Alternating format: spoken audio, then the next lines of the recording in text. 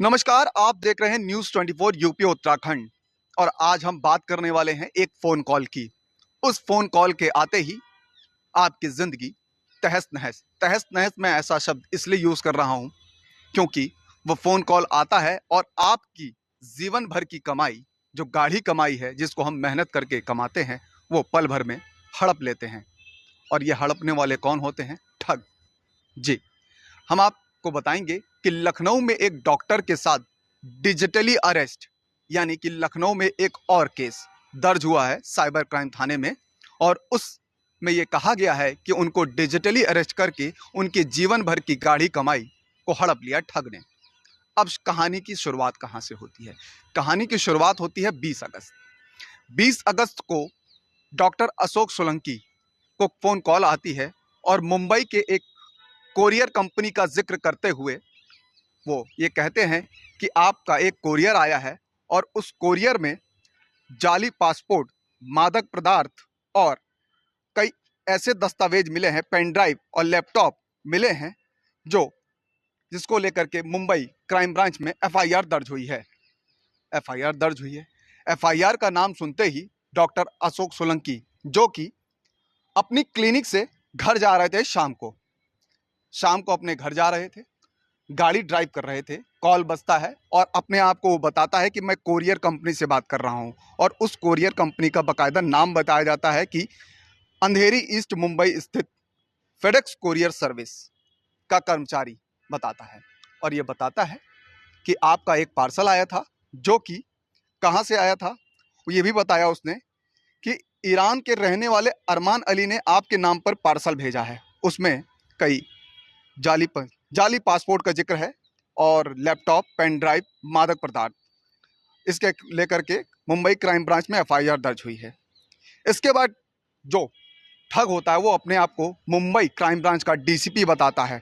और डीसीपी बताते हुए ये दूसरा ठग होता है, जो फोन करके फेडेक्स कोरियर का कर्मचारी बताता है पहले, और उसके 5 मिनट बाद कॉल पे बात होती है और उसके बाद दूसरा ठग आता है और वो बताता है कि मैं क्राइम ब्रांच डीसीपी मुंबई।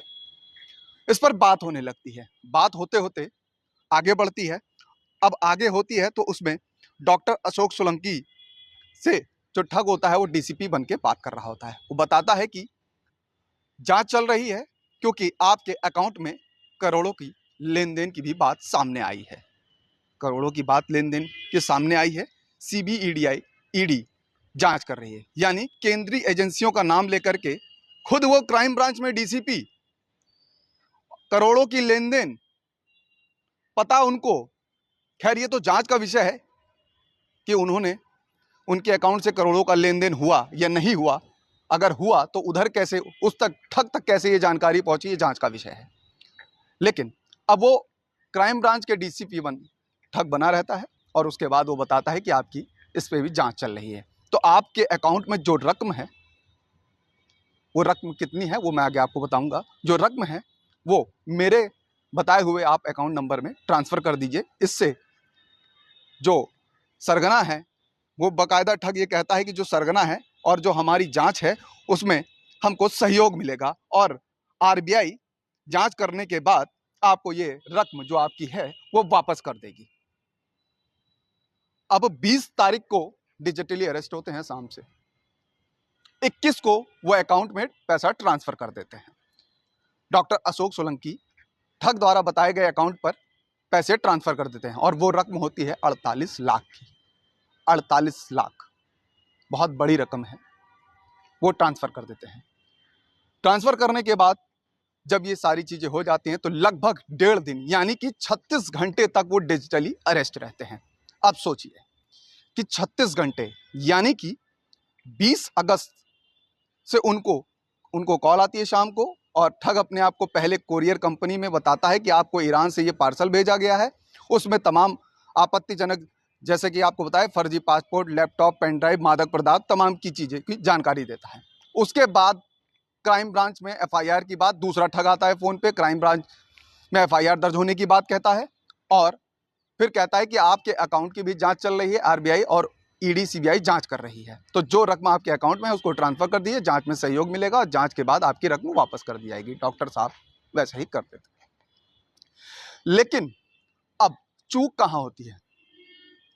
चूक कोई भी जांच एजेंसी सशरीर जाती है, केंद्रीय एजेंसियां हो या क्राइम ब्रांच हो, यहां तक एसटीएफ हो या पुलिसकर्मी हो, कोई भी अगर उनको कोई स्काइप कॉल नहीं करता, स्काइप कॉल पे इनको डिजिटली अरेस्ट कर लिया और अरेस्ट रहे, ये 36 घंटों तक लगभग अरेस्ट रहे और इनके साथ फ्रॉड कर दिया। अब क्या कहें, दुर्भाग्य कहें या जानकारी का अभाव कहें, क्योंकि ये बहुत ही दुर्भाग्यपूर्ण है कि ऐसी घटनाएं हो रही हैं। इतनी जागरूकता, खबर चलती है आए दिन पेपरों में। ये लखनऊ का कोई पहला मामला नहीं, इससे पहले भी एक महिला डॉक्टर के साथ हो चुका है, अभी बीते कुछ दिनों में ही, कुछ हफ्तों में, ये कहें कि कुछ हफ्तों पहले महिला डॉक्टर के साथ हुआ, काफी हल्ला हुआ, एफआईआर दर्ज हुई, चला। लेकिन अब ये घटना फिर सामने आई है, तो डॉक्टर अशोक सोलंकी ने साइबर सेल में एफआईआर दर्ज कराई, तब इस घटना का उजागर हुआ और तब अब इस पूरे मामले को लेकर के साइबर क्राइम थाने में अशोक सोलंकी ने एफआईआर दर्ज कराई है। एफआईआर दर्ज कराने के बाद साइबर क्राइम की टीम तमाम पहलू जो उनके साथ हुआ था, कितने बजे कॉल आई थी, क्या नाम बताया, क्या नंबर था, पहले किसने बात करी, उसके बाद कौन वर्दी में आया, कौन सादे कपड़े में था, तमाम उन्होंने पहलू पर उनसे बात की। उन्होंने जो जानकारी साइबर क्राइम के थाने में पुलिसकर्मी थे उन्होंने मांगी, वो उन्होंने बताई और एफआईआर दर्ज हो गई है और आगे की कार्रवाई की जा रही है। लेकिन एक बात यह भी है कि इससे पहले जो डिजिटली अरेस्ट के मामले सामने आए हैं उसमें भी एफआईआर दर्ज हुई है, लेकिन अभी तक कोई अपराधी गिरफ्त में नहीं आया है, क्योंकि साइबर क्राइम एक ऐसा मकड़ जाल बन चुका है जो यहां नहीं, यूपी में बैठ के नहीं, राजस्थान में बैठ के नहीं, पता नहीं किस कोने से वो लोग कॉल करते हैं और सारी चीज उनकी फर्जी होती है। मान सकते हैं कि काफी वक्त लगता है, लेकिन इतना भी वक्त नहीं कि कानून के हाथ उन ठग और उन जालसाजों तक ना पहुंच सके। कहा जाता है पाताल में भी छुपे हों, कानून के हाथ इतने लंबे होते हैं कि उनको पाताल से खोज लाते हैं। तो देखेंगे कब कार्रवाई होती है और हो करके कब पुलिस की गिरफ्त में ये ठग और जालसाज आते हैं जो पल भर में गाढ़ी कमाई को 2 मिनट में ही हड़प कर और उस पर अपनी जिंदगी का ऐश और मजा लेते हैं। कई ऐसी पिक्चरें भी आपने देखी हैं, बन चुकी है। पहले क्या ठगी का था, पहले लोग कॉल करते थे, ओटीपी मांगते थे, उसके बाद वो तमाम दुकानों पर आपको फोन करते थे और दुकान पे कार्ड स्wipe करा लेते या ओटीपी बता करके वो सामान खरीद लेते थे। तो ये साइबर क्राइम का जो ठग का नया नया तरीका है वो आता जा रहा है। ये ठगी कब रुकेगी, ये ठग कब शांत होंगे, इन पे कब लगाम लगेगी, एक ऐसा ढांचा तैयार करने की जरूरत है क्या कि ये जो साइबर ठग हैं उन पर रोक लगाई जा सके, उन पर कड़ी निगरानी रखी जा सके। वो कैसे होगा ये तो सरकार और प्रशासन के लोग ही तय करेंगे, लेकिन इस पे लगाम लगाना एक बहुत जरूरी हो गया है, क्योंकि अगर ये लगाम नहीं लगाएंगे, क्योंकि लोग हैं, अब गांव देहात, घर शहर हो या कस्बा हो या देहात हो, कितनी भी जानकारी हो, लेकिन आदमी चंगुल में आ ही जाता है जैसे ही एजेंसियों का नाम आता है। सीबी, ईडीआई, क्राइम ब्रांच, चंगुल में फंस जाता है और वो ठगी का शिकार हो जाता है। तो साइबर को लेकर के एक ऐसा ठोस, ये कहें कि ढांचा तैयार हो या एक ऐसी रणनीति तैयार हो जिससे साइबर ठगी पर लगाम लगाया जा सके और जो अपराधी हैं वो गिरफ्त में आए और जो ठगी का पैसा है वो ठगे गए लोगों को वापस किया जा सके।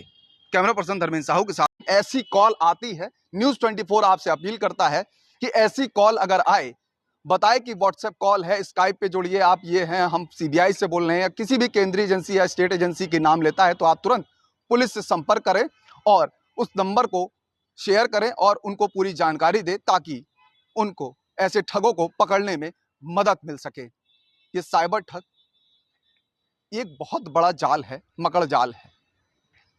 नए नए तरीके ढूंढ लेते हैं, नए नए तरीकों से सामने वाले की जीवन की गाढ़ी कमाई को ठग लेते हैं और आखिरी में जब ठगी का पता चलता है तो बहुत देर हो चुकी होती है, क्योंकि ये कहाँ बैठे होते हैं, कैसे बैठे होते हैं, कहाँ से बोलते हैं, कहाँ से नंबर आता है, ये जांच का विषय है और बहुत लंबी प्रक्रिया होती है। इसके लिए तमाम स्टेटों और फिर जांच जब जाती है तो इसके आगे कई ऐसे पहलू हैं, उस पर बात करने लगेंगे तो शायद पूरा दिन बीत जाए।